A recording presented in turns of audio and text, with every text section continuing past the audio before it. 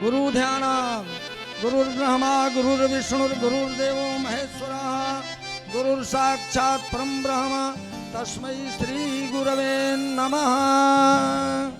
गुरु भगवान और पुराण भगवान की दक्षिणा वहीं पर आप लोग अर्पित कर दें। इसके बाद ब्राह्मण पूजन करें। ओम हरि ओम हिरण्यगर्भः समवर्त आग्रे भूतस्य जातः पतिरेकयासीत सदाधार पृथ्वीं ध्यामुते मां कस्मै देवाय विखा विधेम। ध्यानमूलं गुरोर्मूर्तिं पूजामूलं गुरुर्पदं मंत्रमूलं गुरुर्वाक्यं मोक्षमूलं गुरुर्कृपा। प्रेम से बोलिए श्रीमद्भागवत महापुराण की जय। श्री गुरुदेव भगवान की जय। आचार्यादि नाम पूजनाम वहीं से ब्राह्मणों को तिलक लगाएंगे। ओम आचार्यस्तु यथा स्वर्गे शक्रादीनां बृहस्पति तथा त्वं मम यज्ञेस्मिन् आचार्यो भव सुब्रत। नमो ब्राह्मणे देवाय गो ब्राह्मणहिताय च जगद्धिताय कृष्णाय गोविंदाय नमो नमः। शंकर तिलक लगाकर ब्राह्मणों को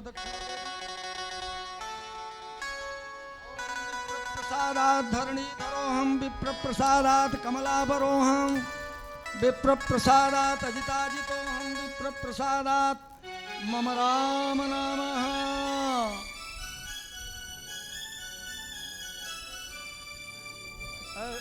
तिलक लगाओ लोग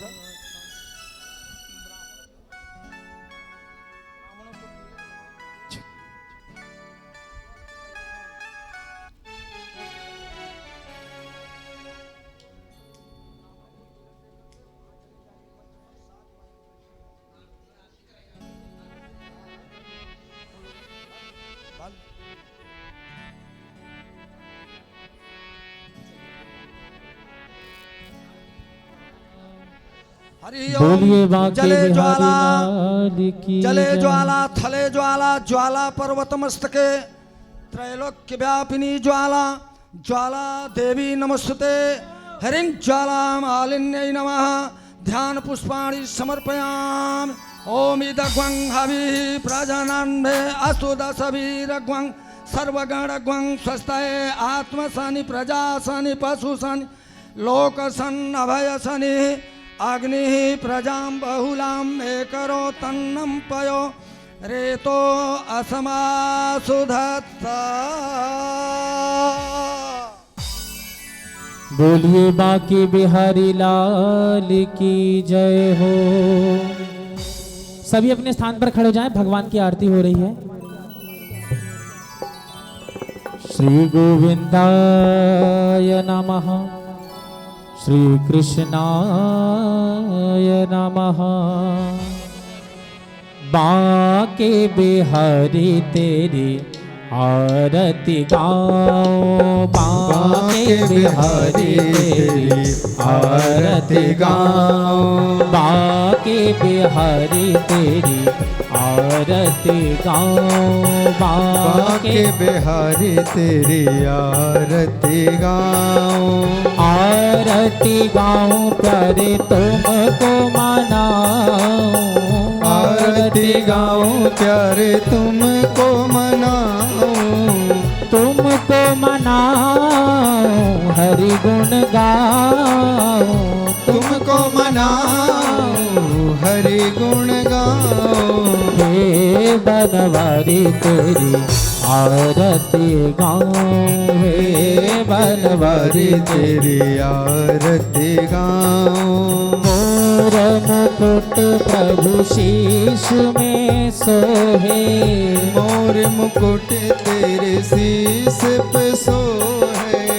प्यारी बंसी मुनि मन मोहे प्यारी बंसी मुनि मन मोहे। देख छवि बलि हारी जाऊं देख छवि बलि हारे जाऊं। श्री बांके बिहारी तेरी आरती गाऊं। बांके बिहारी तेरी आरती गाऊं। चरणों से निकली है गंगा प्यारी।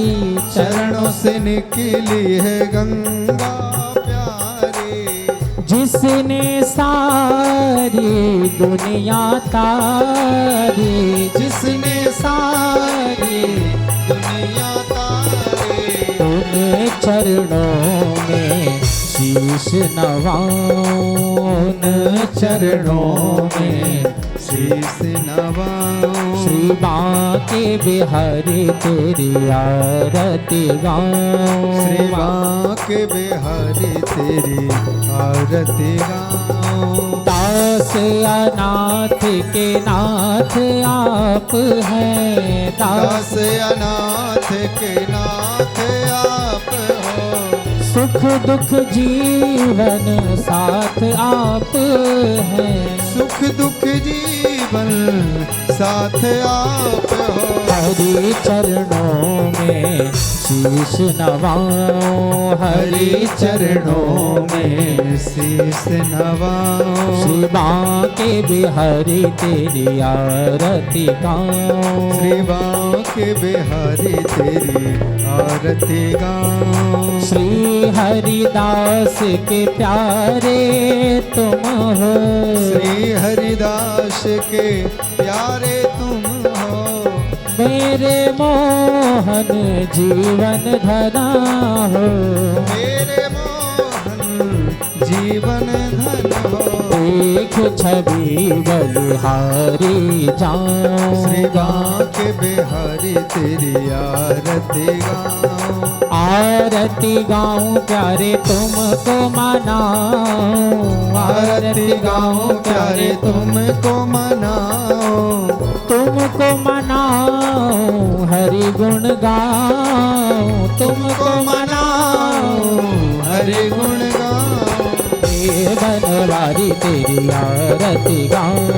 हे बनवारी तेरी आरती गाऊं। श्री बांके बिहारी तेरी आरती गाऊं। श्री बांके बिहारी तेरी आरती गाऊं। श्याम लला तेरी आरती गाऊं। श्याम लला तेरी आरती गाऊं। गिरधारी तेरी आरती गाऊं। गिरधारी तेरी आरती गाऊं। बांके बिहारी तेरी आरती गाऊं।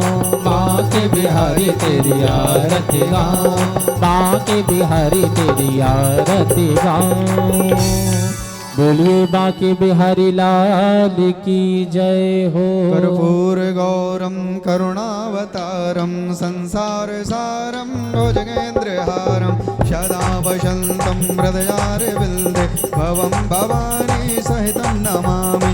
मंदारुमाला कुलतालकाय कपालमाला शशिखराय दिगंबराय जगदम्बराय नमः शिवाय नमः शिवाय।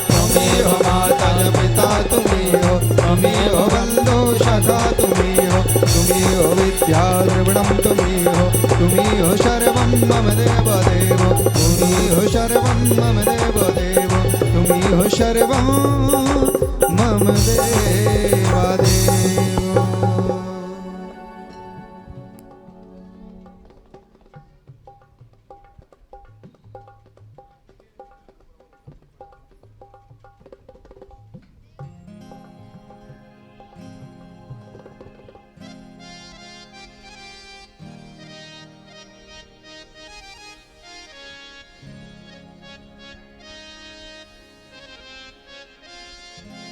श्री राधे श्री राधे श्री राधे। सभी भक्त लोग अपने अपने स्थान पे बैठ जाए। सभी बैठेंगे अपने अपने स्थान पे।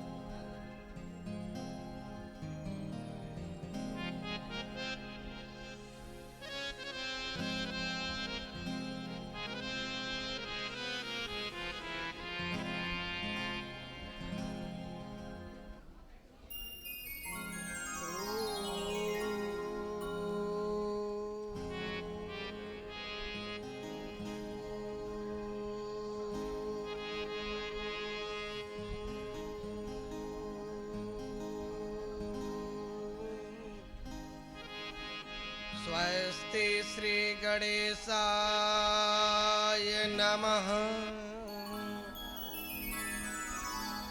श्री राधा कृष्णाभ्यां नमः।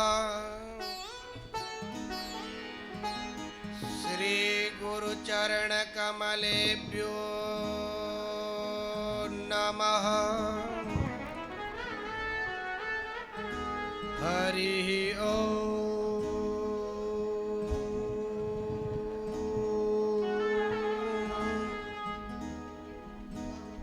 नमः परमहंसा स्वादित चरण कमल चिन्मकरंदा भक्त जनमानस निवासा श्री रामचंद्र। वराहपीडाभिरामं मृगमदितिलकं कुण्डलाकान्तगण्यं कञ्जाक्षं कम्बुकण्ठं इतमतिसुभगमुखं स्वाधरे न्यस्तवेणु श्यामं शान्तं त्रिभङ्गं रविकरवसनं भूषितं वैजयन्त्यां वन्दे वृन्दावनस्थं इवति सवृतं ब्रह्मगोपालवेशम्। यो ब्रह्मरुद्रसुखनारदभीष्ममुख्ये आलिच्युतो न सहसा पुरुषस्य तस्य सद्यो वंशीकरणचूर्णमनन्तशक्तिं तं राधिकाचरणरेणुमहं स्मरामि। कृष्णप्रियं कलिमलग्नमनन्तमेढ्यं वृन्दावनान्तिपरिशोभितमृत्युदारं कारुण्यधाम कमनीयकिशोरमूर्ति गोवर्धनं गिरिवरं प्रणमामि नित्यम्।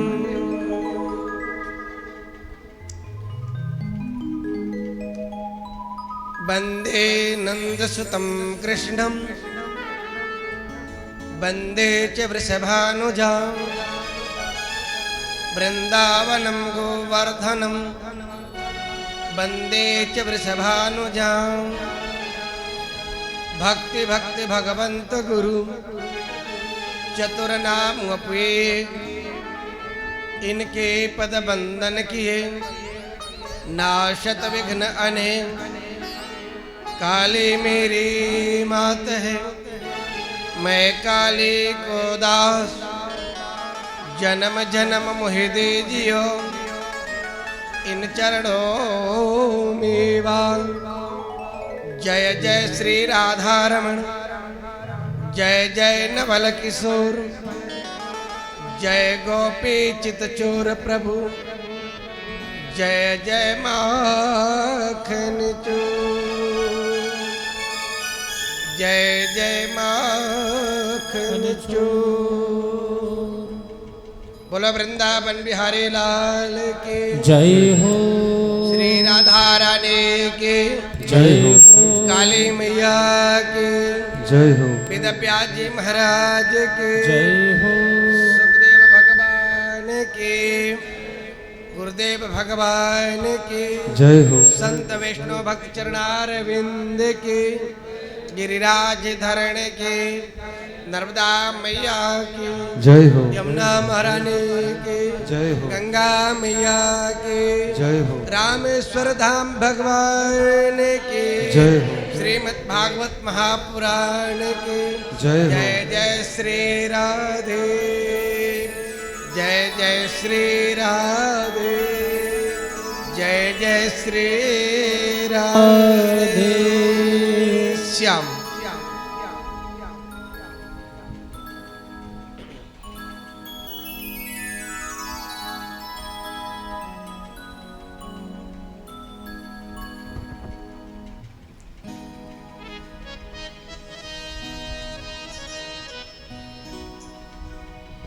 परम मंगलमय परात्पर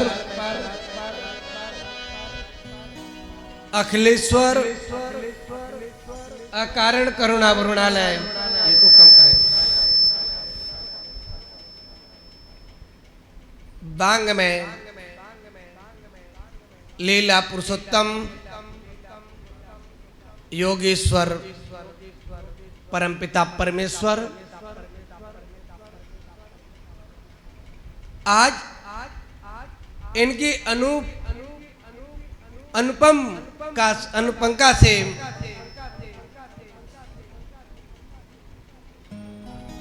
हम और आप सभी भक्तों के द्वारा सहयोग से 4 धामों का जो संकल्प था, जगन्नाथ धामपुरी,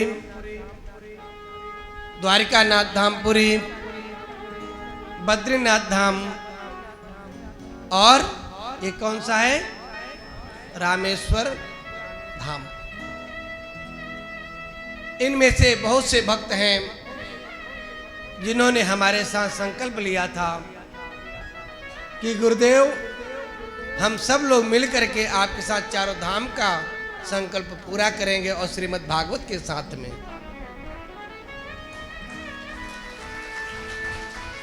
आज वह क्षण, वह घड़ी, वह मुहूर्त हम और आपसे के बीच में है, जिसमें से अभी कुछ ही महीने पहले हम सब लोग बद्रीनाथ धाम यानी उत्तराखंड का यात्रा संपन्न किए।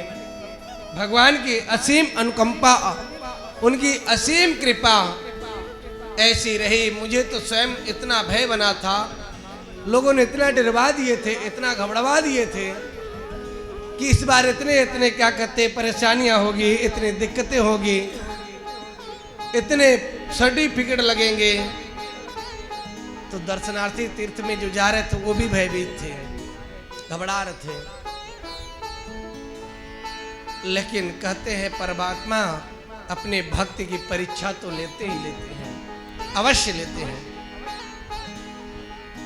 आप उनके लिए, भगवान कहते हैं मैं तेरी बिना परीक्षा लिए क्या कैसे पास कर दूंगा। ईश्वर पास नहीं करा, वो जानता मेरा भक्त सही है, लेकिन फिर भी परीक्षा ले लें। जैसे गुरुकुल में जब पढ़ने जाता है विद्यार्थी, तो गुरुकुल में क्या होता है, उस विद्यार्थियों को पढ़ाने वाला जो टीचर होता है, जो गुरु होता है, उसको पता होता है कि मेरे इतने बच्चे में से 100 बच्चों में से सबसे अच्छा पढ़ने में योग्य विद्यार्थी कौन सा है, उसको मालूम होता है। लेकिन अपने मन से उसको प्रमाणित नहीं करता है। क्यों? उसका क्या करता है, परीक्षा लेता है। पहले परीक्षा लेता है। हो सकता है जिसको मैं अंजाद कर रहा हूं कि सही है विद्यार्थी, परंतु उससे अच्छा कोई दूसरा हो जिसको मैंने समझ पा रहा हूं। इसलिए विद्यार्थी का परीक्षा लेते हैं, जो सबसे अच्छा होगा उसका रिजल्ट आएगा। तो परमात्मा भी परीक्षा लेते हैं सबका। हम लोग उत्तराखंड में गए, लेकिन उस उत्तराखंड की यात्रा में ईश्वर ने ऐसे साथ दिया, मेरे जगत जननी माँ भगवती विराट काली की ऐसी कृपा रही, मेरे सदगुरुदेव भगवान दंडी स्वामी कालिकानंद जी भगवान का मेरे ऐसे ऊपर कृपा रही कि हमारे साथ जितने भी दर्शनार्थी गए थे, किसी को मेरे ख्याल से एक खरोच भी नहीं आया होगा और ना किसी प्रकार की परेशानी हुई। ऐसी यात्रा संपन्न हुई, इतने खुशी खुशी में हुई और बढ़िया खुशी खुशी में गए और खुशी खुशी में हम लोग लौट के आ गए। और वही भगवान की ऐसी कृपा हुई, उन्होंने कहा अब साल भर में कथा करते थे, अब साल भर में नहीं, जल्दी करो। रामेश्वर भगवान बोले नहीं, जल्दी आओ, जल्दी आओ। मैंने सोचा था कि बैसाख आदि में करेंगे, लेकिन भगवान ने कहा नहीं, हम बैसाख का इंतजार नहीं कर रहे हैं। आप वहां से आए लौट करके मेरा अभिषेक करो, गंगोत्री का जल चढ़ाना है। परमपिता परमेश्वर की ऐसी कृपा रामेश्वर भगवान की हुई। मैं अपने कुछ लोगों से पूछा, कौशल्या बैठी, मिश्रा जी बैठे, पंचम जी बैठे हैं, अहिल्या बैठी, इसमें बस इतने होंगे ना, प्राय अधिकांश करके सब गए थे। सबसे चर्चा किए, बोले गुरु जी करिए। हमारे कानपुर से यशोदा मैया हैं बैठी, पंकज बैठी, इन सब लोगों का बहुत सहयोग है, बताएंगे इतने हैं। सभी की इच्छा हुई कि गुरु जी कर दूं। आया, भगवान की ऐसी कृपा हुई। और एक हमारे इस बीच में सावित्री यादव है, कोष्टक में गुड्डी, जिसका वास्तव में भगवान ने उसको चुन करके भेजा है अपना पार्षद, और कहा कि जा, जैसे मुझे इंजन बनाया, इंजन न हो तो डिब्बा बेकार है, और अगर डिब्बा है और इंजन है तो चल जाएगी गाड़ी, चलेगी ना, इंजन चलेगी और डिब्बा पीछे पीछे। और अगर डिब्बा ही ना हो तो इंजन भी बेकार। हाँ, बट डिब्बा खड़ा रहेगा, चलेगा नहीं, लेकिन इंजन दौड़ेगा, ये तो बात है, लेकिन अकेला दौड़ेगा, है ना। हम तो दौड़ सकते हैं क्योंकि भगवान ने मुझे भेजे दिया, जाओ दौड़ो, लेकिन अकेले ही आके दौड़ेंगे, भजन करेंगे। लेकिन जब उसके साथ डिब्बा हो, उसमें भक्त बैठे हों, जैसे अयोध्या से चले और कहाँ रामेश्वर में आए, उसमें ट्रेन में, लेकिन सभी भक्त आए अयोध्या में श्री राम के दर्शन रामेश्वर में करने के लिए। ऐसी सभी सवारी उस ट्रेन के हैं। तो अगर एक चीज मैं कहूं, एक के द्वारा अगर वो 10 लोगों को लेकर के, 20 लोगों को लेकर के भगवान के मार्ग में आता है, भगवान से जोड़ता है, तो भगवान सबसे पहले किसको देखता है? जो जोड़ा है, वो मेरा प्रिय भक्त है, उसने मेरे लिए उन भक्तों को जोड़ा जो नहीं आने के इच्छुक थे। जैसे मैं सुमन शर्मा जी से बात किया, सुमन शर्मा जी ने कहा, गुरु जी, स्वामी जी, मैं अपनी माता जी को भी लेता हूँ, 90 साल के हैं, 90 साल के अगर बद्रीनाथ धाम के कह देते तो हो तो मैं हाथ जोड़ लेता हूँ। लेकिन ऐसे उम्र के लोग गए थे बद्रीनाथ धाम में हमारे साथ, भगवान ने किसी प्रकार का कुछ नहीं हुआ किसी को, ऐसी यात्रा। तो कहते हैं आप एक बार परमात्मा के लिए निकल जाओ, भगवान आपके क्या करेगा? बाहों को पकड़ लेगा, आपके हाथ को पकड़ लेगा। ये भक्त मेरे लिए आ रहा है, ये मेरे लिए प्रेरणा दे रहा है, भक्तों को जोड़ रहा है, चलो रामेश्वर चलो, चलो भगवान के दर्शन करेंगे। एक अकेले तो आ रहा, लेकिन अपने साथ 10-20 लोगों को लेके आ रहा, 50 लोगों का आ रहा, 100 लोगों को लेके आ रहा है। उसके ऊपर आप सबका, जितने लोग आए होंगे ना, जिसका माध्यम जो बना होगा, वो उसकी भक्ति का फल 10% उसमें चला जाएगा, जिसको आपने जोड़ा है। आप लोग जितने आए हो ना, खूब भगवान की आगे अभिषेक करोगे, लेकिन आप सबका 10% मेरे पास आ जाएगा, और आपको जो जोड़ा होगा उसके पास भी चला जाएगा। जैसे कल्लू पटेल जी ने अपने कई लोगों को लेके आए, अरे पंजम पटेल जी ने, तो एक क्या है? एक माध्यम, प्रेरणा देना चाहिए। कहते जैसी बच्चा जब होता है घर में, तो उसका प्रेरणा स्रोत कौन होता है? माता और पिता होता है। माता पहला गुरु है, अब पिता दूसरा। माँ उस बच्चे को जैसी शिक्षा देगी, पुत्र वैसा ही मार्ग में निकलेगा। ऐसी जो प्रेरणा देता है, भगवान के प्रति जो जोड़ता है,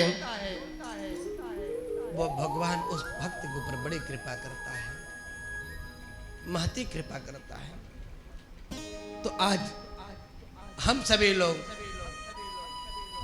रामेश्वरम के लिए आए, रास्ते में भगवान ने कितनी परीक्षा लिया है ना।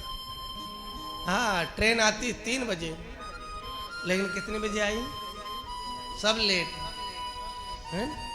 इतना विलंब ट्रेन आई तो कथा भी विलंब, भाई हर विलंब हो गया थोड़ी थोड़ी, लेकिन भगवान ने दर्शन कितना अच्छा दिया बताइए। हम लोगों ने परेशानी झेले, लेकिन भगवान ने कहा तू मेरे पास आ गया, अब तू परेशान नहीं होगा। रास्ते में देख लिया, तेरी परीक्षा ले लिया, लेकिन मेरे पास आएगा तो परेशानी बता दो। कितने लोग थे मंदिर के अंदर हमारे और आपके अलावा? हम लोग गए, सिर्फ हमको लगता मेरी पूरी टीम थी दर्शन के लिए, 2-4 और रहे होंगे। भगवान ने ऐसी कृपा दिया, नहीं तो लाइन लगी होती लंबी। ये भगवान की कृपा है। सुदामा के ऊपर रास्ते में भगवान ने क्या किया था? परीक्षा लिया था। और जैसी अंदर भगवान के द्वार के अंदर गया, प्रवेश किया, तो भगवान ने अपने सिंहासन पे बैठा दिया। तो मैं तो यही देखता हूं कि न जाने मेरी माँ भगवती और गुरु की ऐसी कृपा मुझ पे है कि पहले तो परीक्षा लेते हैं, खूब ठोंकते पीटते हैं, और जैसे जाओ तो भगवान कहते अब तो तू आजा, पहले तेरी परीक्षा हो गई है। ये हमेशा मैंने देखा, जिस तीर्थ में भी गया हूँ, जहां भी गया हूँ, ईश्वर बहुत ही सरल रूप में दर्शन देते हैं। कहीं कोई परेशानी नहीं होती है, कोई भीड़ भाड़ नहीं करना होता है। बद्रीनाथ धाम गए तो मेरे पूरे दर्शनार्थी जितने भी गए थे मेरे साथ, एक बार में सभी भागवत के अंदर में भगवान के अंदर लेके गए थे बिना किसी उसका। देखिए केदारनाथ में सुंदर दर्शन दिए, ऐसे रामेश्वरम भगवान। तो मेरे हृदय में उस समय आया, हे प्रभु ये क्या लीला है कि आप मेरे भक्तों के इतने सहज रूप में, ना भीड़ होती ना कुछ, सीधे कितनी जयकारा लगा रहे थे। आप इतने तेज बोल रहे थे, हमको लग रहा था कोई टोक न दे, धीरे बोलो धीरे बोलो। ऐसी आप लोग जोश आ गया था। 3 दिन की पूड़ी खा रहे थे हैं? और आज सुबह आए तुम्हारे कृष्ण भैया जो हैं, कृष्णा जोशी जी ने क्या सुंदर व्यवस्था किया।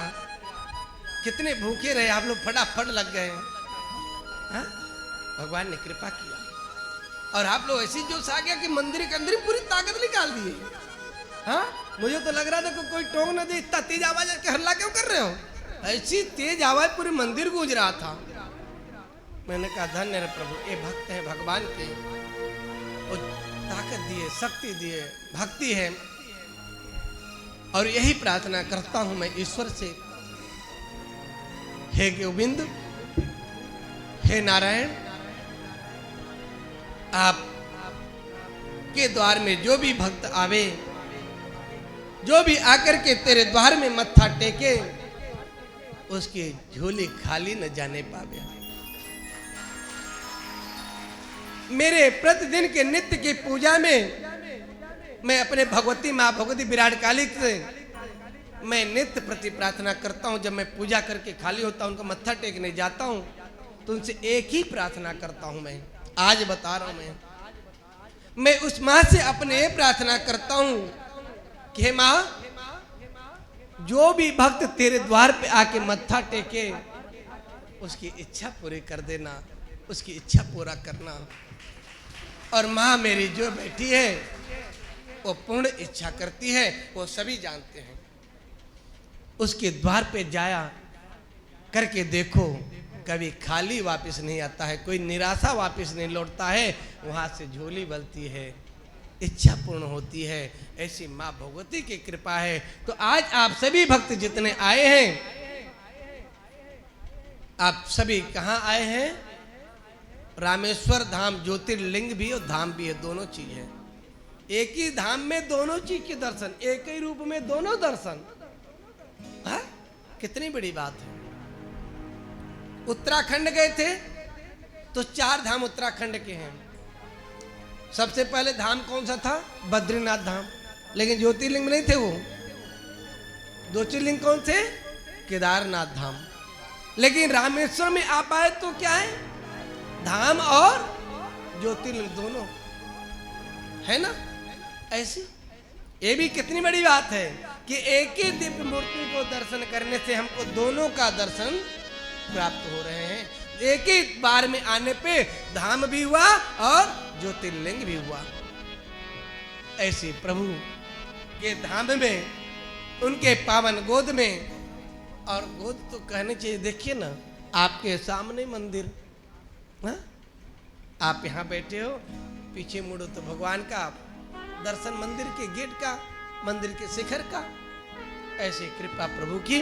तो आइए हम और आप आज से 3 तारीख से और कितने तारीख तक, 9 तारीख तक हम और आप परम पिता परमेश्वर अवगढ़धानी भोलेनाथ जी के पावन गोद में बैठ करके कथा श्रवण का अवसर प्राप्त है। साथ ही साथ कथा मैं एक बार आपको बताता हूँ, सुनाता हूँ कथा में, कि अगर कथा के लिए आप समर्थवान ईश्वर ने आपको बनाया है तो कथा कहाँ सुननी चाहिए? तीर्थे वापी। अगर ईश्वर ने आपको संपन्न किया है तो आप एक बार अवश्य तीर्थ में कथा सुनिए। और तीर्थ में कथा कैसे? यजमान बन करके सुनिए। अब पूर्ण यजमान अगर बन जाए तो बड़ी कृपा है। तीर्थे वापी यानी तीर्थ में भगवान की कथा का सर्वश्रेष्ठ स्थान दिया गया। दूसरा वन में जाएं। जब वन में जाएंगे तो बड़ा स्थान होगा, अधिक से अधिक लोग वहाँ आए। और नहीं है तो फिर आप कथा कहाँ सुनोगे? तो घर में भी सुन सकते हो, है ना? घर में भी सुनने का अधिकार है, परंतु पहला स्थान तीर्थ में है। तीर्थ में जब आप भगवान की कथा करने के लिए अपने परिजनों को, अपने इष्ट मित्रों को लेकर के जाते हैं और यजमान बन के कथा सुनते हैं तो प्रभु की महती कृपा होती है।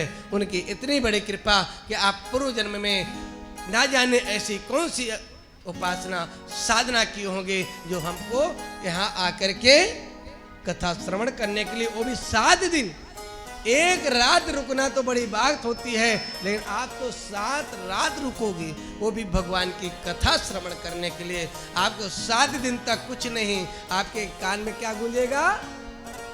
प्रभु की कथा, प्रभु का गुणगान, उनके ही चर्चा। जिस गली में जाओगे, जिस जगह दर्शन करने जाओगे, कोई न कोई दर्शन, कोई न कोई प्रभु ने लीला किया है, उसी में हम मंत्र मुग्ध हो जाएंगे। और यही एक मंत्र हमको लेकर के चलना है। इसी मंत्र को, इसी एक साधन को हमको पकड़ के रखना है और ईश्वर को प्रार्थना करना है कि गोविंद, मैं अब 7 दिन तक अपने घर का कारोबार आपके हवाले। दूध गयो कि नहीं गयो, खेती में क्या करते, क्या भयो नहीं भयो, बिजनेस में क्या काम हो भयो कि नहीं भयो। हमारे तो संस्थान के तीनों अधिकारी हम लोग यहीं बैठे हैं, भगवान भोलेनाथ के भरोसे। तीनों संस्थान के पदाधिकारी यहीं बैठे हैं। अब राम ही राम भोलेनाथ जी जाने, हा? तो हम लोग उनके भरोसे, अध्यक्ष भी, सचिव भी, कोषाध्यक्ष, तीनों बैठे हैं। अब प्रभु जानेगा, करेंगे। तो ये प्रभु की कृपा है, उनके भरोसे। तो ऐसी ईश्वर से प्रार्थना करें, हे गोविंद, आया हूं तेरे गोद में, जो कुछ भी है सब तेरा है, मेरा कुछ नहीं है। इस आशा को, इस लक्ष्य को लेकर हमको चलना है। और आज तो हम सब लोग थोड़े घंटे को करेंगे, क्योंकि सभी थके हैं। रात में मेरे ख्याल से कुछ ही लोग सो पाएंगे अच्छे से, क्योंकि टेंशन बनी रही, ट्रेन कब पहुंचेगी, कब क्या होगा। मैं इसके पहले पूर्व में आया था तो मैंने सोचा कि गाड़ी 2:30 बजे पहुंच जाएगी, 3 बजे। तो मैं गाड़ी में लेट गया, मैंने कहा चलो सोएंगे नहीं, देखा लेट हो रही तो सो गए। और जैसी एक झपकी लगी, ट्रेन में सब हल्ला करने लगे। ट्रेन के आगे रामेश्वर, आँख मिचते उठे तो मैं देखा 2:30 बज रहा था, पहले ही आ गई थी। इस बार कितने बजे आई है? 5-6 घंटा लेट हो गए। मुझे हमारे यूको बैंक के भैया रावत जी कहाँ हैं? अरे यूको बैंक जबलपुर पुली पाथर के, हमारे हर काम में हम लोगों को कभी कुछ नहीं करना पड़ता है, सब निपटा देते हैं। इस बार आए, इनने हमसे बोला कि गुरुदेव क्या कहते हैं, पिछली बार गाड़ी 5 घंटा लेट गई थी, लेकिन इस बार क्या कहते हैं, हमने कहा प्रभु की इच्छा छोड़ो, जो होगा देखा जाएगा। जबलपुर में 3 घंटा लेट, ते भविष्य वक्ता थे रावत जी, तो इसीलिए आप एक वाणी रख गया। तो ऐसे प्रभु ने,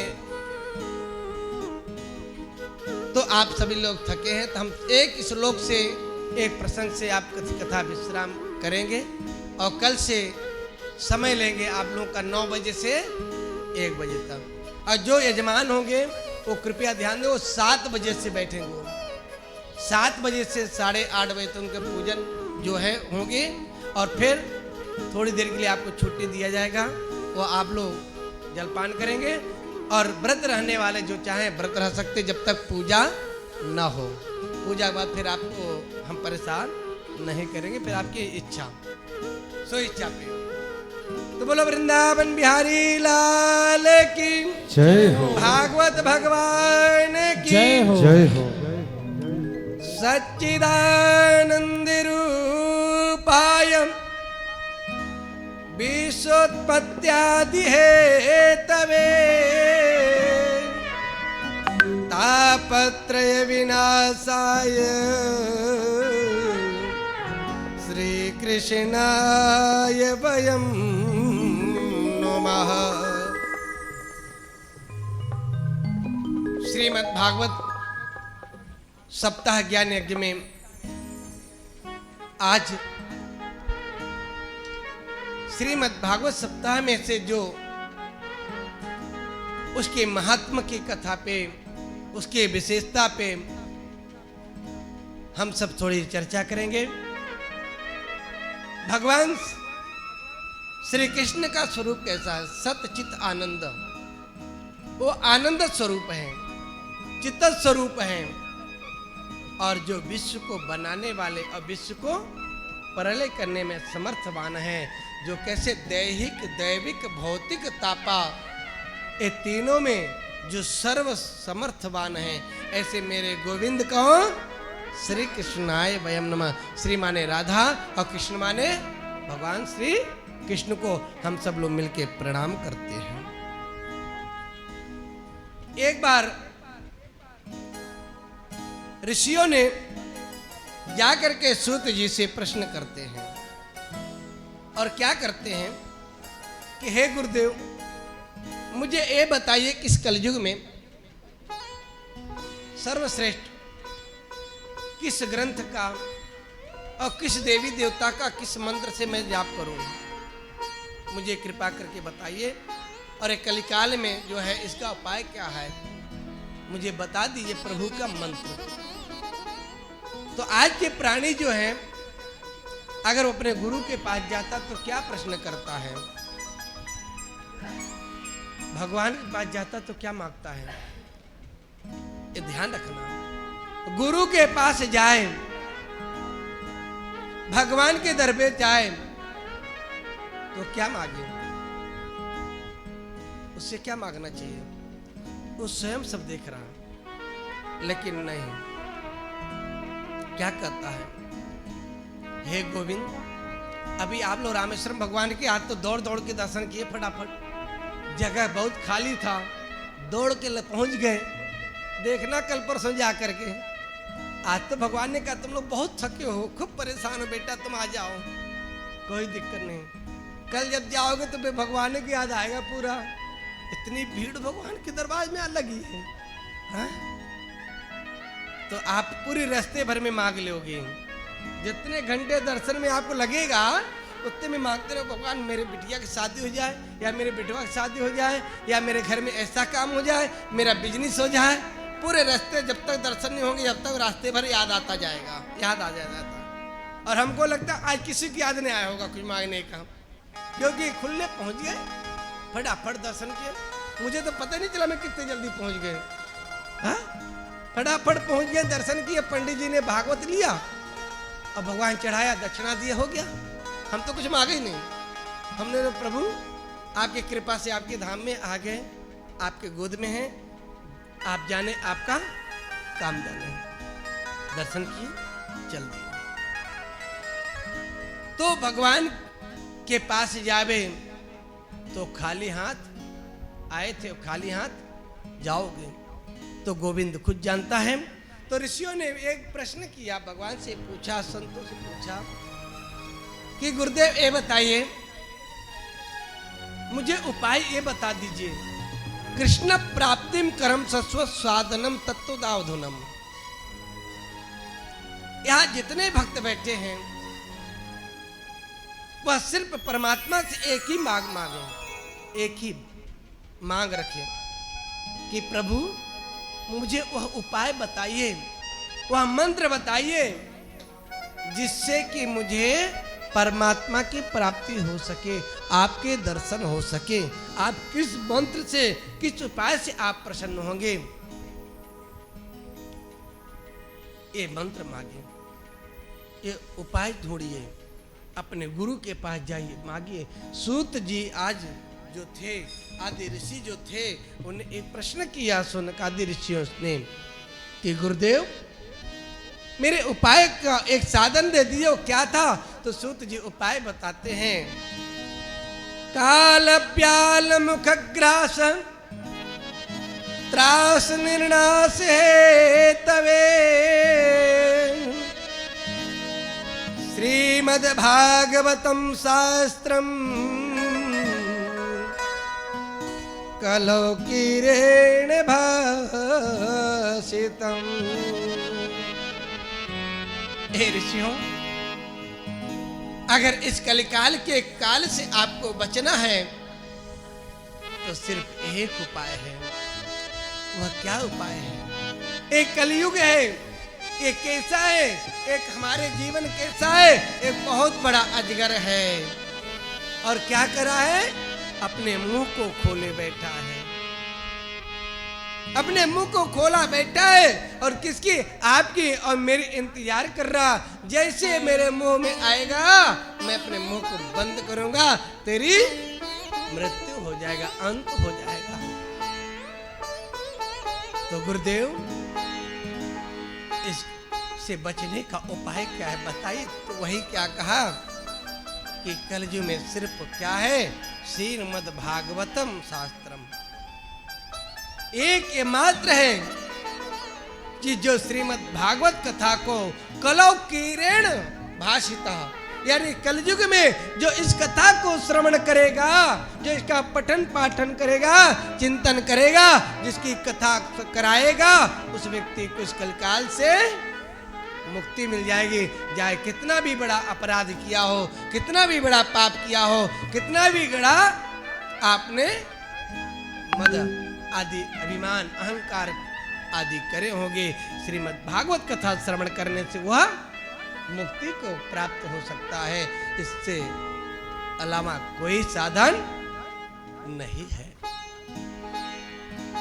जैसे कहा सुने तो वह क्या होता? एक बार राजा परीक्षित जो थे को कथा सुनाने के लिए कौन गया था? सुखदेव जी महाराज। राजा परीक्षित को श्राप दे दिया था ऋषि ने, समय के ऋषि ने। जब राजा को श्राप दिया तो श्राप में क्या दिया कि तेरे 7 दिन के अंदर मृत्यु हो जाए। राजा ने विचार किया मृत्यु तो मेरी होगी होगी, ऋषि का श्राप कभी खाली नहीं जाता है।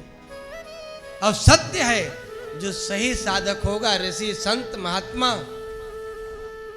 और ब्राह्मण, तो उसका खाली नहीं जा सकता श्राप, वो जरूर श्राप मिलेगा।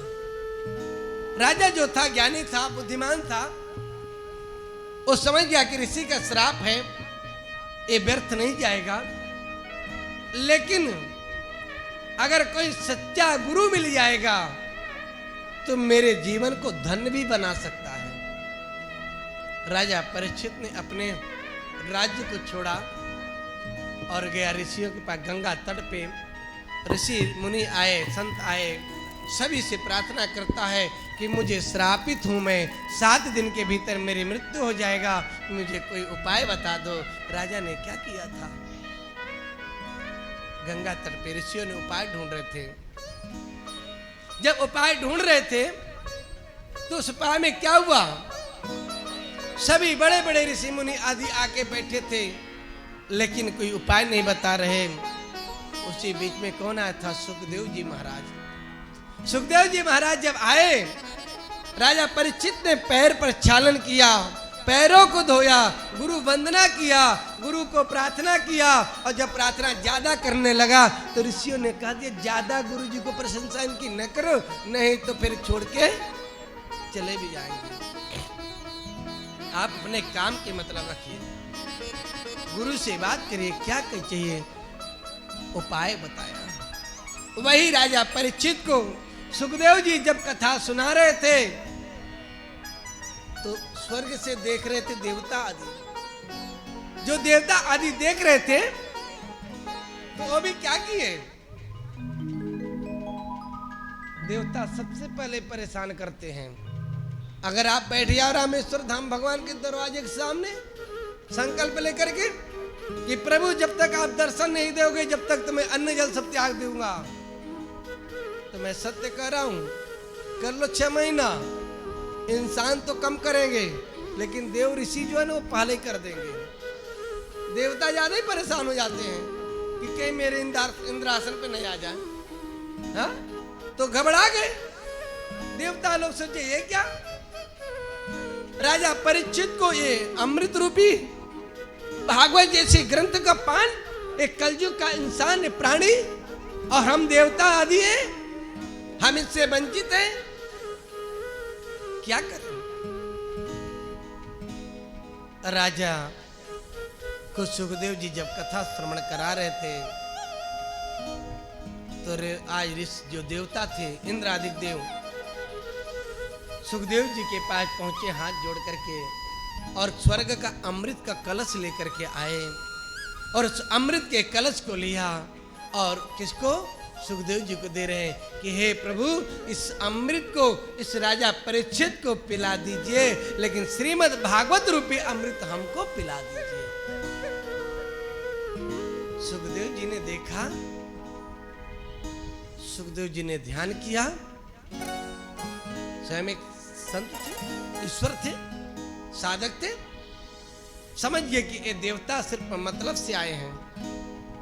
ये देख रहे कि राजा परीक्षित इसको पान न करने पावे, इसको व्यवधान कर दो, क्योंकि स्वर्ग का अमृत जो पिएगा तो इसका आवागमन मना रहेगा, लेकिन जो श्रीमद् भागवत रूपी ग्रंथ को पी लेगा सच्चे मन से, वो परमात्मा के चरणों में स्थान उसको मिल के ही रहेगा, मिल के रहेगा, उसको कोई टार नहीं सकता।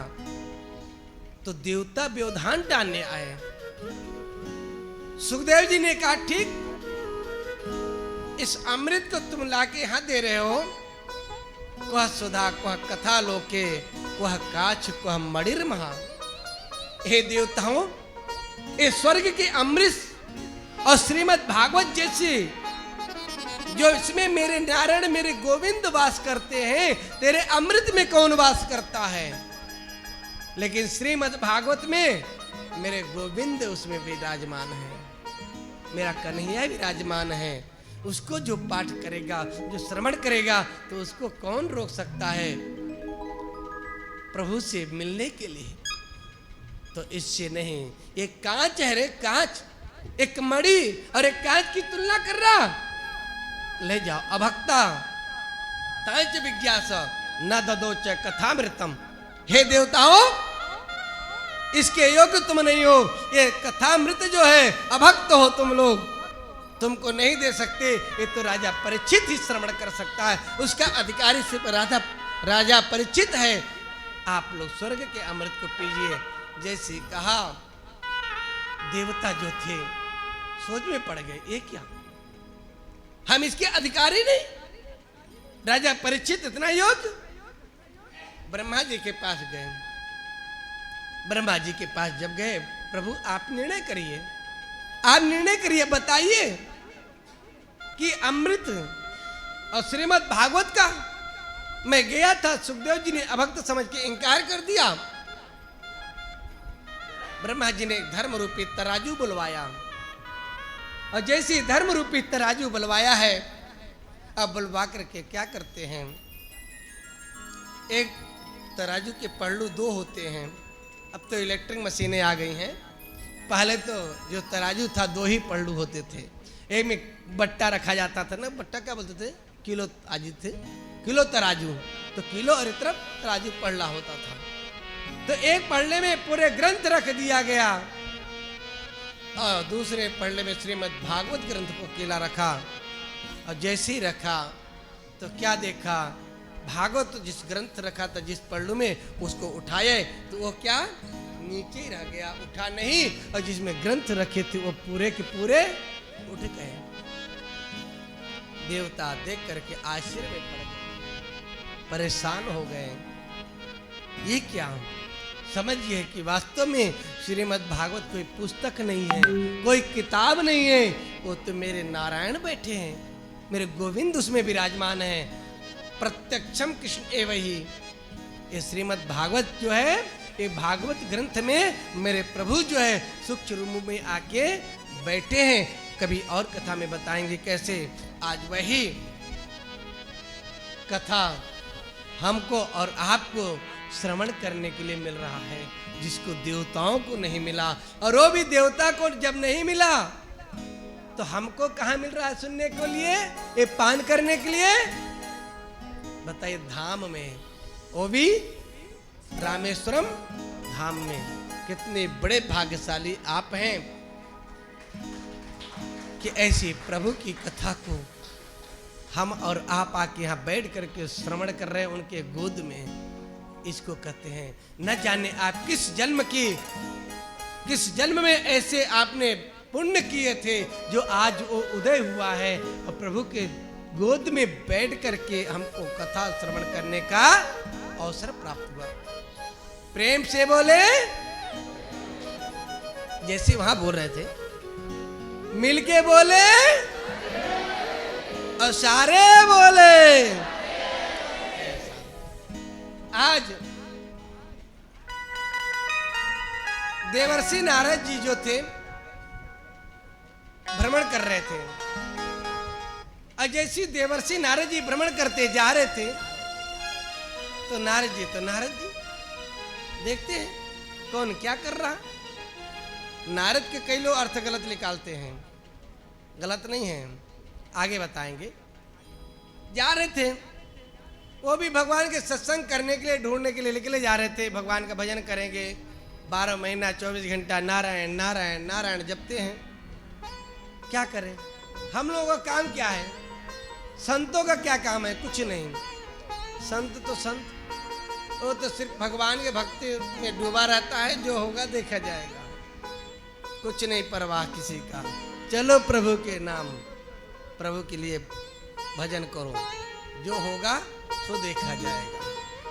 नारद जी निकले भ्रमण करने, भ्रमण करते हुए जा रहे थे। और जैसे भ्रमण करते जा रहे थे तो उन्होंने सोचा क्या करूं, मैं तो जा रहा हूं। और इधर से एकदा ही विशालायाम चत्वार ऋषयोत्मला सत्संगार्थम समायात दद्रीसु तत्र नारद। देवर्षि नारद जी तो भ्रमण में निकले ही थे। उधर 4 ऋषि जो थे, वो कौन, सनक, सनंदन, सनातन, सनत कुमार, ये चारों वो भी निकले सत्संग हेतु कि चलो अपन सत्संग करने। जैसे आज हम और आप सब सत्संग करने आए हैं। आज की डेट में रामेश्वरम में कम से कम 20-25 कथाएं तो हो रही होंगी यहाँ, इससे कम नहीं हो रही होंगी पूरे रामेश्वरम धाम के अंदर। सभी लोग क्या विचार किए, चलो प्रभु का सत्संग करने चलेंगे, इसी बहाने भगवान के दर्शन होंगे, भगवान की कथा को श्रवण करने को मिलेगा। ऐसे वो कुमार जो थे 4, उनने भी यही विचार किया, चलो अपन तीर्थ भ्रमण करने चलते हैं। ऋषि मुनि सब बैठ करके भक्तों के बीच में सत्संग करेंगे, कथाओं को सुनेंगे और कथा सुनाएंगे। ऐसे आज चले, जैसे जा रहे थे भ्रमण करते हुए, देवर्षि नारद जी भी आ रहे थे। दोनों का आपस में मिलन हो गया। और जैसे दोनों मिले तो संत वो भी संत ये भी, तो संत एक जब दूसरे को मिलते हैं तो संत की डिग्री नहीं बराबर होते हैं। हाँ? आईपीएस अधिकारी जो होते तो बराबर है, कलेक्टर वो भी, कलेक्टर तो भी, बस जिला चेंज है। हाँ? तो फलाने जिला का, तो फलाने जिला का मुख्यमंत्री एक ही है, कोई तमिलनाडु का, कोई मध्य प्रदेश का, कोई उत्तर प्रदेश का, बस थोड़ा अंतर है उसके कार्यभार में, है ना, सोच में, लेकिन मुख्यमंत्री वो भी बनना है, मुख्यमंत्री वो भी है। इधर देवर्षि नारद भी एक नारद ईश्वर का रूप है, उन्हीं का अवतारी है, सनत कुमार भी ईश्वर के अवतारी हैं।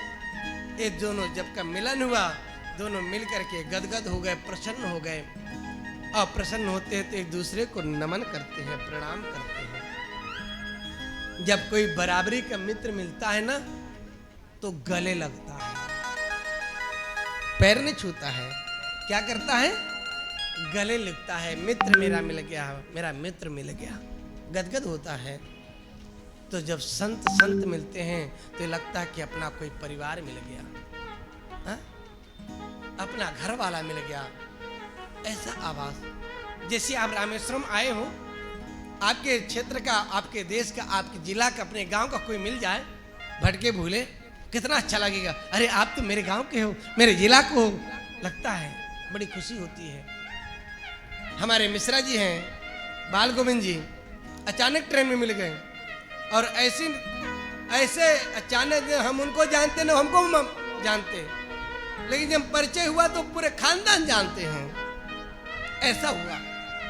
सोचिए, ट्रेन में ही मिला हुआ मुलाकात हुई है, जो कि पूरे हर चीज जानते हैं, क्षेत्र को, परिवार को, हर गांव, पड़ोसी, ऐसा। लेकिन हमारी कभी मुलाकात नहीं। हाँ, अचानक प्रभु मिला है, बड़ा अच्छा लगा हम लोगों को, दोनों को, ऐसा होता है। हाँ? तो ये संयोग है। जैसे संतों दोनों मिले, देवर्षि नारद जी का वो चेहरा जो था उदासपन था, थोड़ा सा चेहरा में मुस्कान नहीं था। जब कभी कोई मिले, जैसे मैं सावित्री जी हमेशा मुस्कुराती रहती, जब से मेरे से मिली हैं हमेशा मैं देखा वैसे प्रसन्न। और एक कभी हमसे थोड़ी सी अनमनी मिलेगी तो हमको अजीब से लगेगा ना, अजीब से होगा कि कोई ना कोई कारण तो होगा, दुख का जरूर होगा। तो देवर्षि नारद जी हमेशा भगवान के भजन में मस्त में डूबते रहते थे, सभी जानते थे इनको कोई दुख नहीं, कोई परेशानी नहीं, ये तो फक्कड़ है, मस्त है। लेकिन आज कोई ना कोई इस मुख में इसके दुख का कारण है, कोई ना कोई दुख है। पूछा कुमारों ने कि देवर्षि मुझे ये बताओ, तुम्हारे इस चेहरे पे उदासपन क्यों है? आप इतने प्रसन्न रहने वाले व्यक्ति उदासपन क्यों हैं? इसका कारण क्या है? देवर्षि नारद जी कुमार की बात को सुन करके आश्चर्य में रह गए। क्यों? क्योंकि कुमार ने भी जब यात्रा करते चले आ रहे थे तो उनके साथ एक घटना घटी। कुछ न कुछ ऐसी कभी घटना यात्रा में हो जाती तो उसको भूला नहीं जाता है, याद जरूर रहता है कि हमारे साथ यहाँ ऐसा हुआ था, हमारे साथ ऐसी घटना घटी थी। देवर्षि नारद जी जब आ रहे थे, यमुना के तट में एक युवती जो थी रुदन कर रही थी, उसकी आंखों से आंसू गिर रहे थे। भक्ति आदि जो देवियां थी वो क्या कर रही थी? पंखा डुला रही थी, सेवा कर रही थी। जो दूसरी थी, कौन थी वो? भक्ति देवी की। वो युवती जो थी, नाम क्या? भक्ति देवी की सेवा में आदि देवियां आदि सेवा में लगी थी, लेकिन उसकी आंखों से आंसू गिर रहे हैं। जैसे आंखों से आंसू जब गिर रहे थे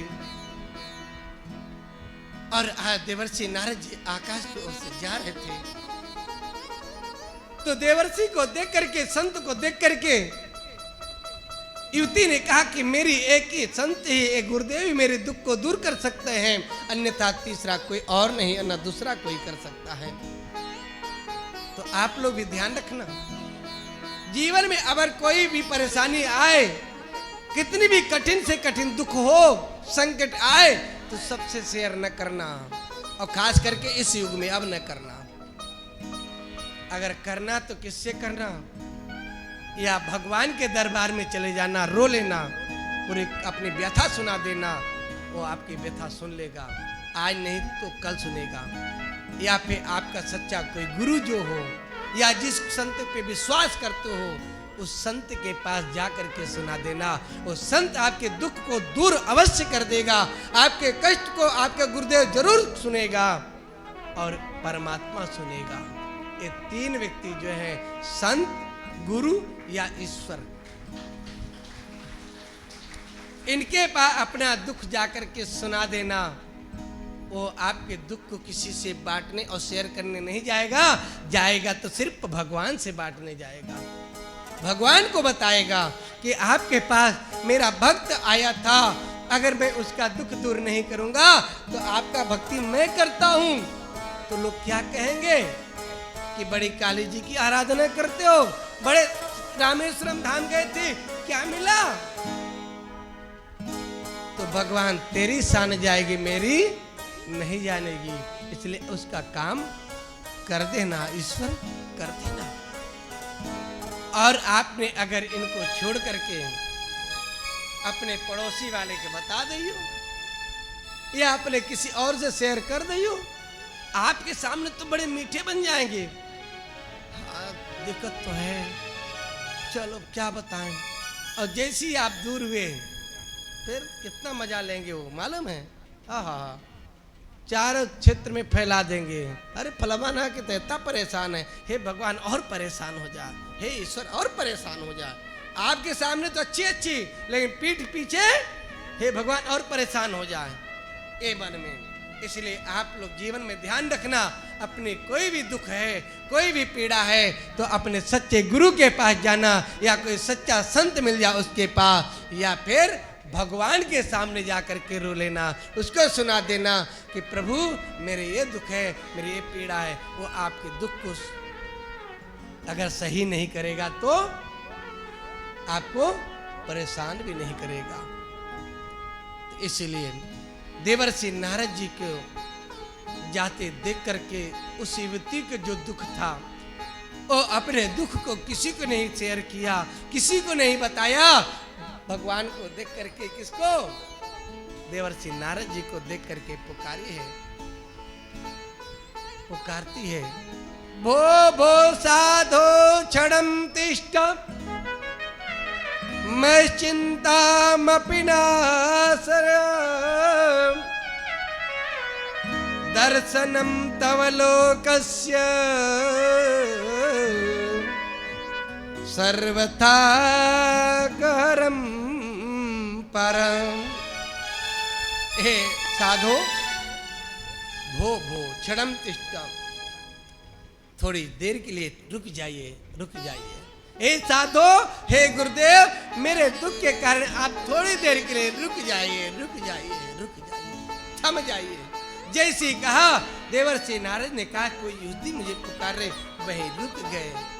देवर्षि नारद जैसे रुके हैं, रुक करके क्या करते, देखा उस युवती को, पूछा कि क्या कारण है, क्या हो गया है, बताया, सुना।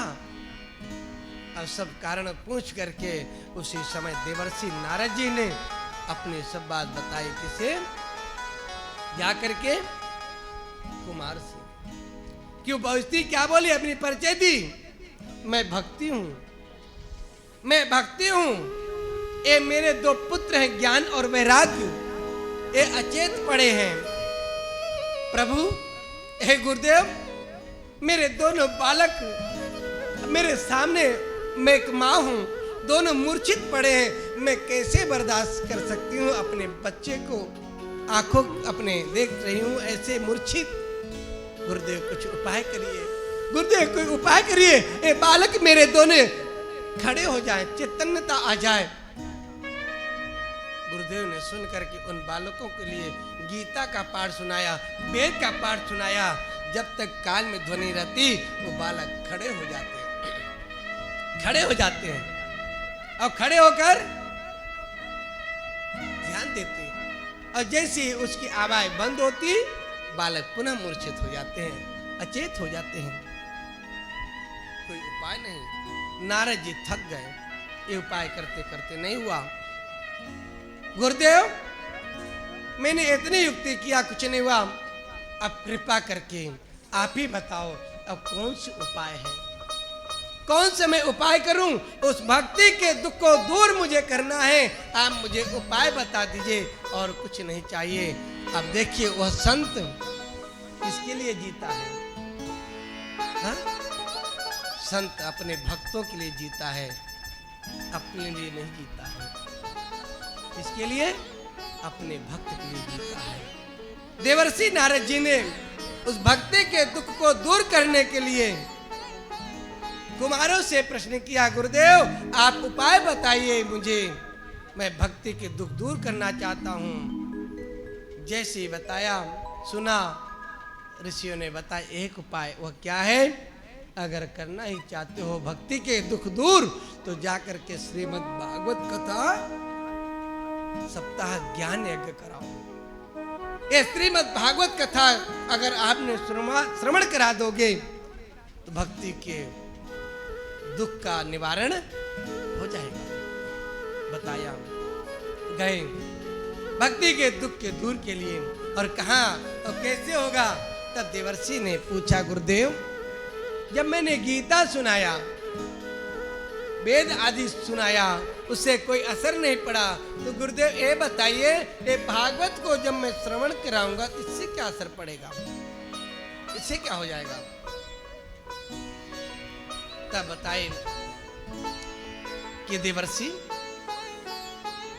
आप लोगों ने मेरी कथा को बार बार सुने होंगे, मैं कथा से बाहर बहुत कम जाता हूं, मुझे भी बहुत दृष्टांत आते हैं, 2 4 नहीं, 100 नहीं, हजारों दृष्टांत आते हैं। मुझे भी उपाय बताना बहुत आता है, लेकिन श्रीमद् भागवत में बताया गया है, सप्ताह ज्ञान यज्ञ के नियम बताया गया है कि जो श्रीमद् भागवत का मुख्य कथा है उसको सुनाना चाहिए। लेकिन आजकल कथा तो कम सुनाते हैं और आगे तो आप सब जानते हैं। तो इसीलिए कथा को मूल जो होता है उससे विमुख नहीं होना चाहिए। कथा में दृष्टांत दो ठीक है, क्योंकि दृष्टांत नहीं देते तो सिद्धांत समझ में नहीं आता है, इसलिए देना पड़ता है कथा से। लेकिन स्पर्श रहना चाहिए, कथा को छोड़ के नहीं। तो यहाँ क्या मैं आप लोगों को कथा के माध्यम से बताते हैं, इस भागवत में लिखा है, कुमारों ने बताया देवर्षि नारद जी को कि देवर्षि आप कह रहे कि मैंने गीता का पाठ सुनाया, वेद सुनाया, उससे कोई फर्क नहीं पड़ा। तो देवर्षि सुन लो, ये भागवत जो है ना, ये बहुत बड़ी ग्रंथ है। ये क्या है?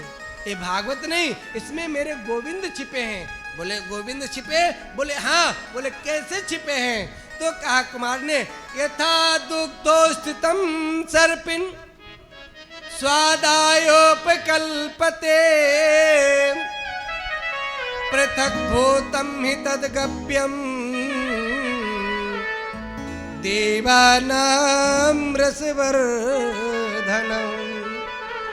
हे देवर्षि, जैसे आपने दूध देखा, हमारे रतनलाल यादव जी बताएंगे, दूध जो है आपने सबने देखा, दूध बताइए पीते हैं तो अलग स्वाद आता है, लेकिन उस दूध से कितने व्यंजन बनते हैं? दूध से दही, दूध से मक्खन, और दूध से घी, दूध से खोआ, दूध से छेना, न जाने क्या क्या निकलता है। पनीर, हाँ सावित्री ने याद दिया, हम छेना बोले, अरे छेना भी दूध से बनता शायद। रबड़ी आदि कई नाम होते हैं। जैसी सोना एक है, लेकिन सोने के जेवर अलग अलग है। जैसी ये अंगूठी है, क्या है? अंगूठी है। लेकिन इस अंगूठी को पूछा जाए काहे की, तो क्या कहोगे? ये सोने की है, नकली नहीं है ना, समझे? बेंटेक्स है। हैं? क्या है? सोने की। और यही पूछ लिया जाए इसमें महाराज जी क्या लगा है? माला है। काहे की माला है? रुद्राक्ष की है। लेकिन क्या लगा? बोले सोने की डिब्बी लगी है, उसमें गुथी है, यही बोलेंगे ना। लेकिन नाम अलग अलग है, लेकिन वस्तु एक है। वस्तु एक है, नाम अनेक है। ईश्वर एक है, लेकिन भगवान अनेक हैं। गुरु भगवान भी है, इंद्र भगवान भी है, सूर्य भगवान भी है, लेकिन ईश्वर एक है। ईश्वर अनेक नहीं है, ईश्वर एक है, लेकिन ईश्वर के रूप में अनेक रूप हो गए हैं। वही ईश्वर विष्णु का रूप है, वही ईश्वर कृष्ण के रूप है, वही ईश्वर नारायण के रूप है। ऐसा है। ऐसी ही दूध एक है, लेकिन दूध के में से व्यंजन अलग है। तो हे देवर्षि, जैसी दूध है, दूध में घी दिखाई नहीं देता। दिखाई देता है? नहीं दिखता है। हाँ गुरुदेव, सही कहा आपने। दूध जब पीते घी का अनुभव नहीं होता है और ना ही घी दिखाई देता है। तो देवर्षि ए बता, वो घी कैसे दिखता है? क्या उपाय करना पड़ता? बोले बहुत मेहनत करना पड़ता है। वो मेहनत क्या है? वो दूध को पहले दही बनाना पड़ता है ना? खट्टा फाड़ना पड़ता है, फट जाता, दही हो जाता है।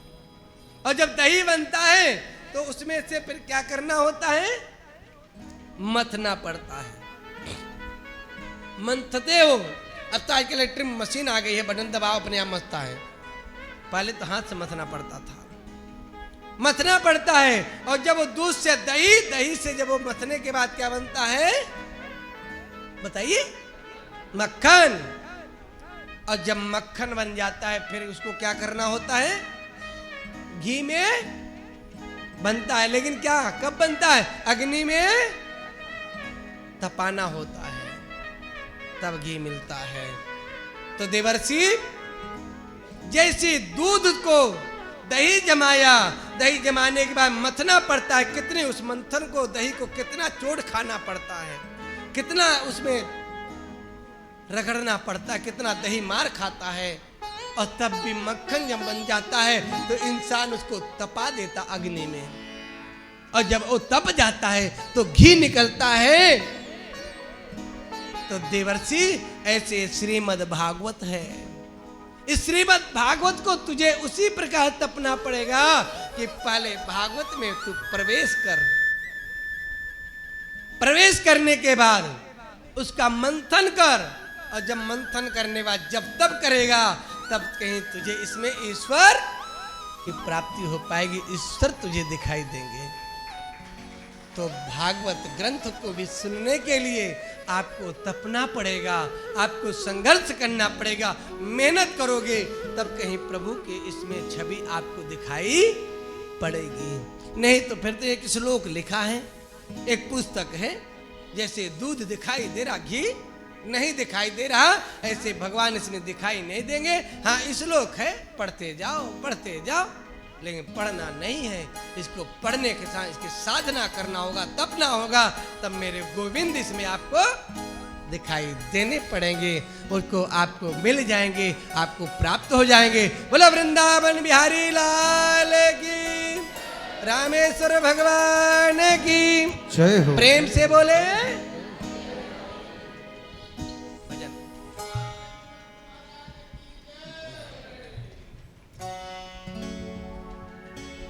राधे। संसार के लोगों से आशा न किया करना, जब कोई ना हो अपना सीताराम कहा करना। जब कोई ना हो अपना, सीताराम कहा करना। संसार के लोगों से आशा न किया करना। संसार के लोगों से आशा न किया करना। जब कोई ना हो अपना, सीताराम कहा करना। जब कोई ना हो अपना, सीताराम कहा करना।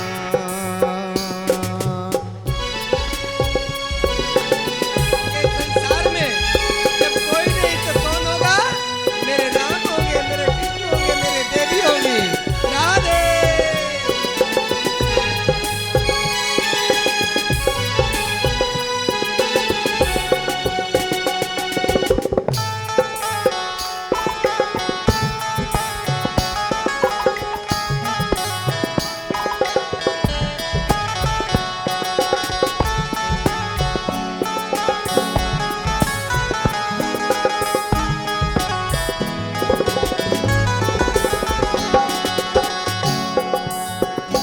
जीवन के समुंदर में तूफान भी आते हैं। जीवन के समुंदर में तूफान भी आते हैं। जो उनको भजते हैं, प्रभु आप बचाते हैं। जो उनको भजते हैं, प्रभु आप बचाते हैं। वो याद ही आएंगे, वो याद ही आएंगे।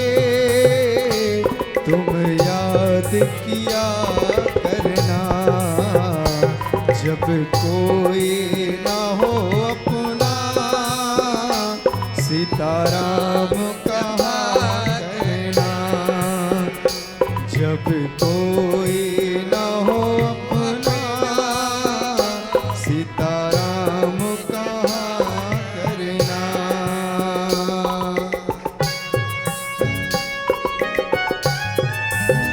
राधे।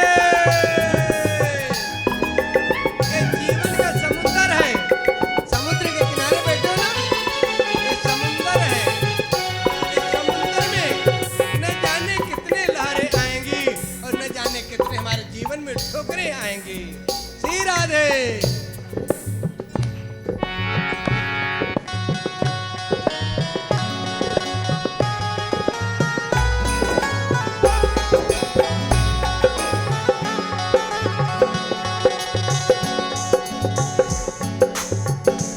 मत भूल अरे बंदे, ये देश बेगाना है।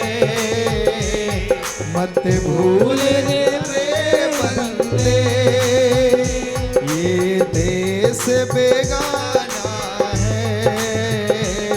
इस दुनिया में आकर के वापस भी जाना है। इस दुनिया में आकर के वापस भी जाना है। माया के चक्कर से, माया के चक्कर से दिन रात बचा करना। जब कोई ना हो अपना, सीताराम कहा करना।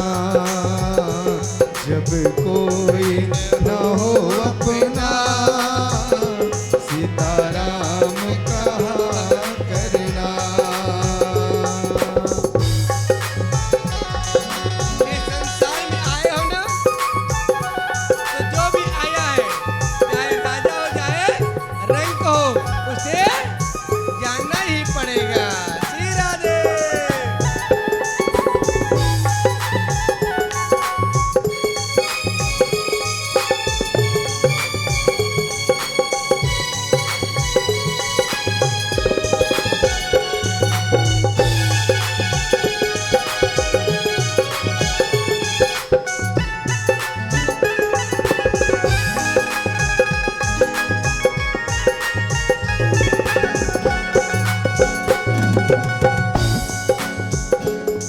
मत भूल अरे प्राणी, प्रभु तुझसे दूर नहीं।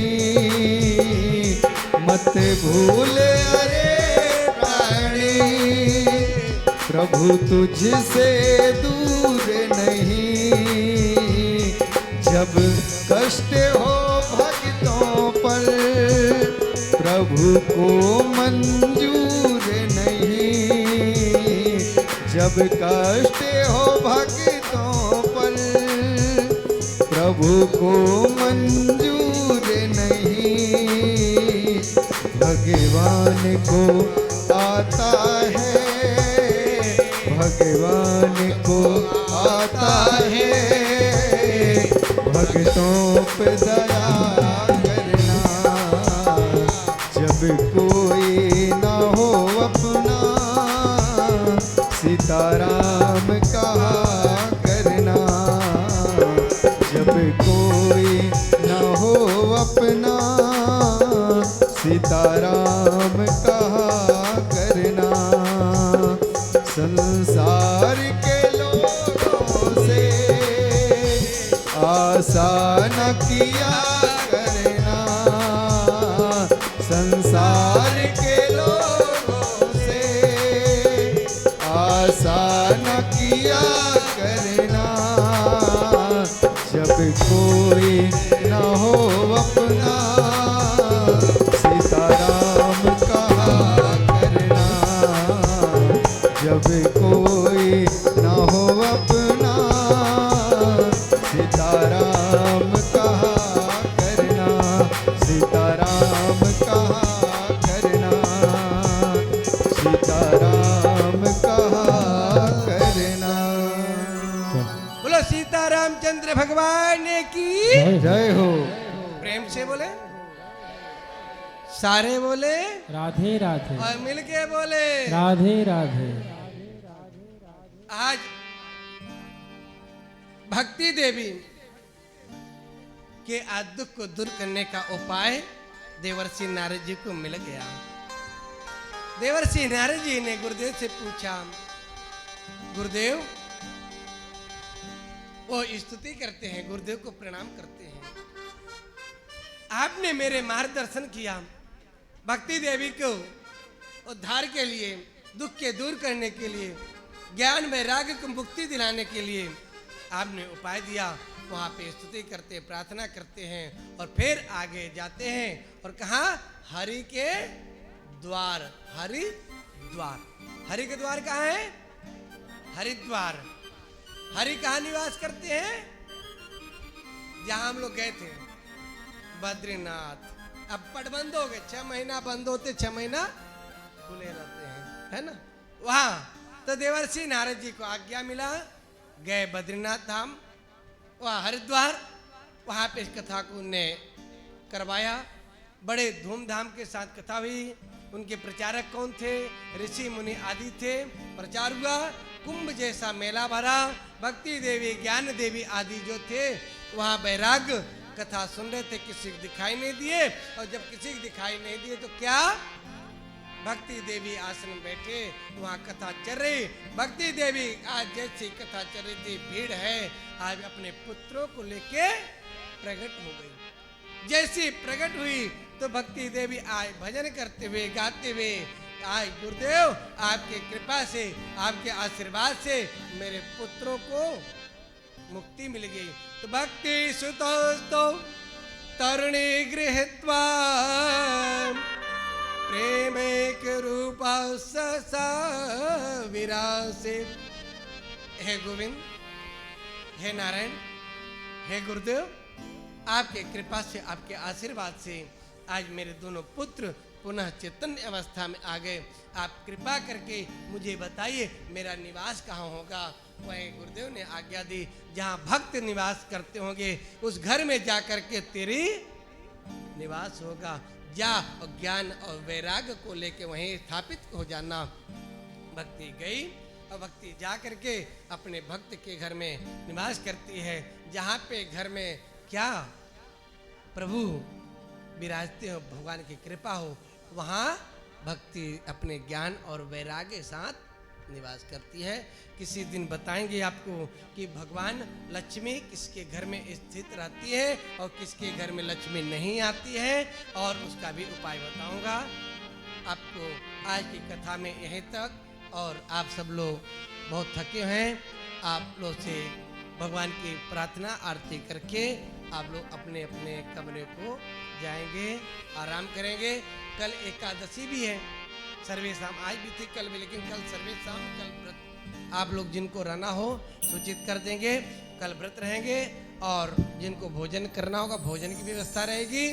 कल जितने लोग गंगा जल गंगोत्री से लेके आए होंगे, और जो नर्मदा जल लेके आए हो, या जो गंगा जल जिनके पास गंगोत्री के न हो, वो सभी लोग कल अपने गंगोत्री का जल को यहाँ पे पूजन कराएंगे सभी।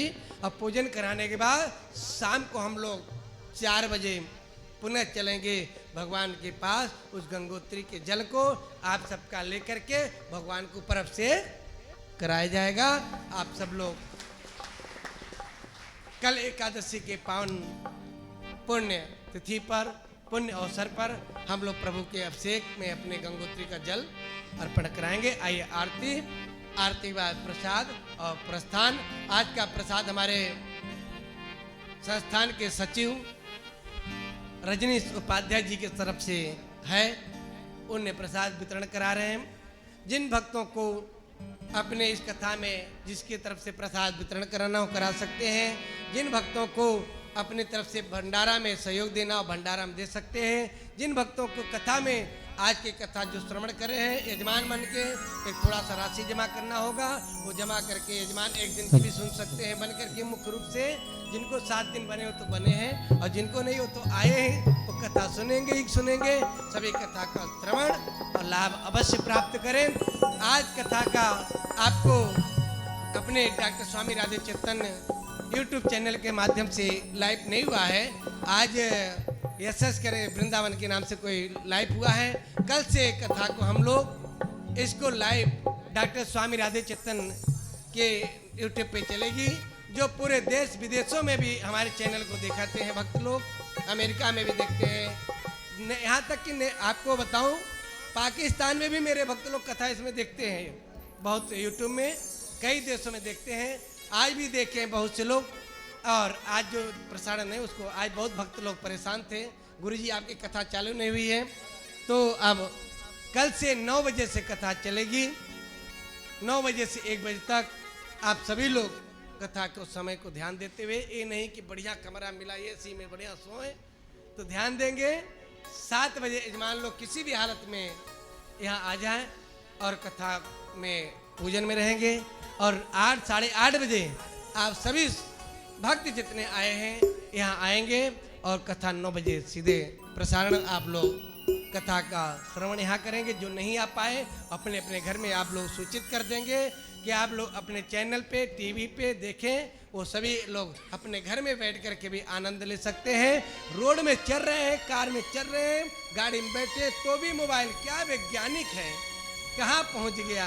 हाँ, घर बैठे नहीं, रोड में चलते हुए भी देख सकते हो। ये है विज्ञान कितना आगे बढ़ रहा। मैं उसको बहुत बहुत साधुवाद दे रहा हूँ उन वैज्ञानिकों के लिए भी। आपने क्या लीला किया, क्या क्या कर दिया, बहुत बहुत धन्यवाद। आइए आरती बाद फिर प्रसाद।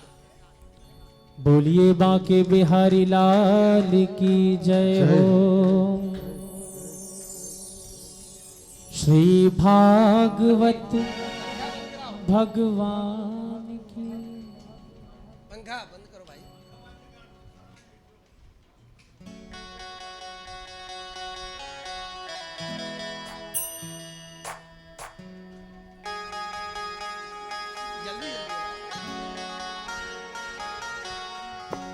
बोलिए बांके बिहारी लाल की जय हो। श्री भागवत भगवान की है आरती, पापियों को पाप से है तारती। श्री भागवत भगवान की है आरती, पापियों को पाप से है तारती। आरती श्री भागवत भगवान की है आरती, पापियों को पाप से है तारती। श्री भागवत भगवान की है आरती, पापियों को पाप से है तारती। ये अमर ग्रंथ ये मुक्ति पंथ ये पंचम वेद निराला, नव ज्योति जगाने वाला। ये अमर ग्रंथ ये मुक्ति पंथ ये पंचम वेद निराला, नव ज्योति जगाने वाला। श्री राम यही घनश्याम यही, श्री राम यही घनश्याम यही, जग के मंगल की आरती, पापियों को पाप से है तारती। श्री भागवत भगवान की है आरती, पापियों को पाप से है तारती। ये शांति गीत पावन पुनीत, श्रापों को मिटाने वाला, हरि दर्श दिखाने वाला। ये शांति गीत पावन पुनीत, पापों को मिटाने वाला, हरि दर्श कराने वाला। ये सुख करनी ये दुख हरनी, ये सुख करनी ये दुख हरनी, ये मधुसूदन की आरती, पापियों को पाप से है तारती। श्री भागवत भगवान की है आरती, पापियों को पाप से है तारती। ये मधुर बोल जगफंद खोल, सतमार्ग दिखाने वाला, बिगड़ी को बनाने वाला। ये मधुर बोल सदपंथ खोल, सन्मार्ग दिखाने वाला, बिगड़ी को बनाने वाला। श्री राम यही घनश्याम यही, श्री राम यही घनश्याम यही, सबके महिमा की आरती, पापियों को पाप से है तारती।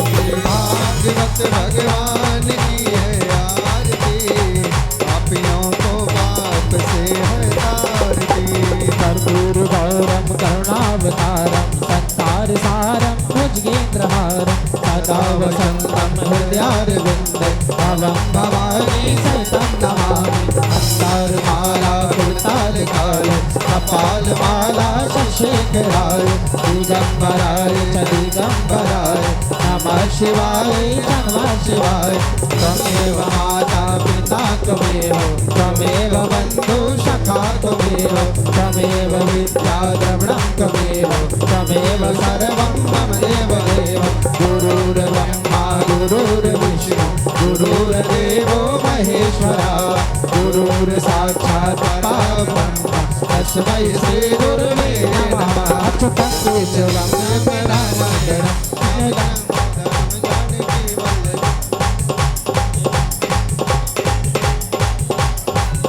अच्युतं केशवं राम नारायणं, कृष्ण दामोदरं वासुदेवं भजे, श्रीधरं गोपिका वल्लभं जानकी नायकं रामचन्द्रं भजे।